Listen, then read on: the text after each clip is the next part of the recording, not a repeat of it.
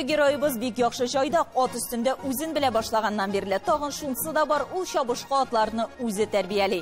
Иң бірінші булачак шабышқының генетикасы өйрәнелә, гәүдә төзелеше, шулай ук тагын бер мөһим фактор аяклары тулысынча сәламәт булу. От кына түгел, жайдақ үзен дә формада тотарга тиеш икән. Мисал өчен 2 яшьлек отка 55-57 килограмм үлчәү авырлыгындагы жайдақ кына утырырга хокуклы. Отның яшы арткан сайын жайдақның авырлыгы да арта. Бик җитди спорт төре.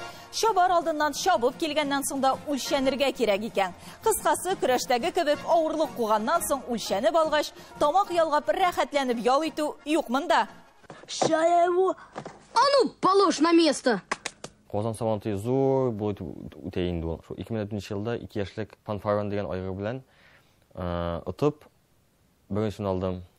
Анда ул вакытта Шаймиевка бүләккәнә бер волейбол дигән айгыр, анда отып килдем. Бүтүнсе килделәр, бүтүн судьялар бу 2 яшьлек түгел дип тикшерә башладылар. Карадылар, әйттеләр 2 яшьлек әти инде шатлыгыннан анда беренче машина АК. АК түгел безнең Жигули семерка астында. Әти шатлыгыннан инде нишәгәлми. Уйламаган җирдә мин авыл малае, башы шапка, аягында буты. Астында бүтүнсе опытны жаккелар, кемнәр Мәскәүдән кайткан, еллар буе чапкан, уже опытны. Без инде авылча инде. Аннары 2005 елда таган АК тубалды шул Казан сабантыйында. Ләкин вакыт узган сайын, яшь барган сайын бер авырлыкны тоту, диетада утыру катлаулырак Фирзәр. Шуңа ул соңгы елларда татар көрәшенә килә. Хәзер келәмдә ярыша. Шулай ук нәтиҗәле.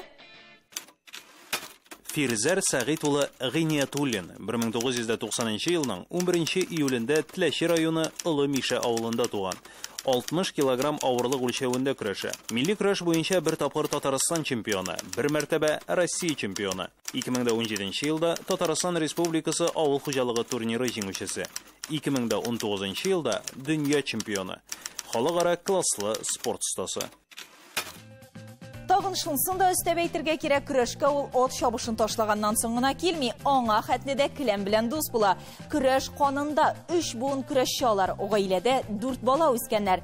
Әтиләре Сәгыйть Гыйниятуллин кечкенәдән үк 4-сен дә көрәшкә өйрәтә. Беренче тренерлары дисәк тә һич арттырусыз. Балалар өчен кайда нинди көрәш ярышы бар, бөтенесендә дә катнаша идек, ди Фирзәр Гыйниятуллин. Көрәштәге уңышлары өчен иң беренче әтисенә рәхмәтле булса, 3нче буын туганы Рәфис Сәмигуллин һәм абыйсы Илдар Гыйниятуллинның да Фирзәрнең көрәш дөньясына кереп китүенә тәэсирләре зур була.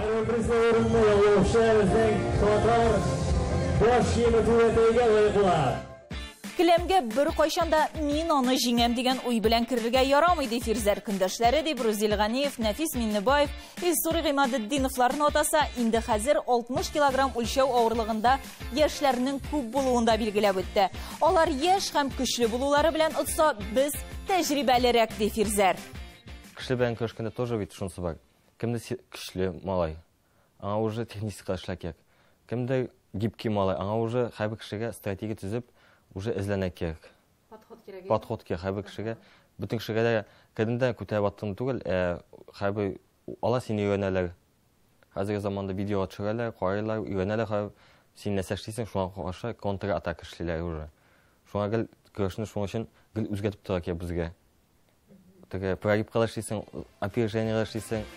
Тренерлык тәҗрибәсе дә бар. 2 ел дәвамында 2018-2019 елларда Теләчедә балаларны көрәш серләренә өйрәтә һәм шактый уңышлы һәм нәтиҗәле остаз. 2019 елда үземнең ученик Марлин Эмиль тоже минем татарин отты, Россиян отты, первенство мира отты. Шул бер көнне икебез дә чемпион калдык. Үземнең теге эшләгән эш күренгәч инде үзеңә шуңа сокланасың, дөрес юлда дип тырышасың инде. Яшь малайлар калды, первенство мирларда бу Актан эшләп торган Шаймиев поездына уткан малайлар булды. Сеңдә кеш Россиян отты.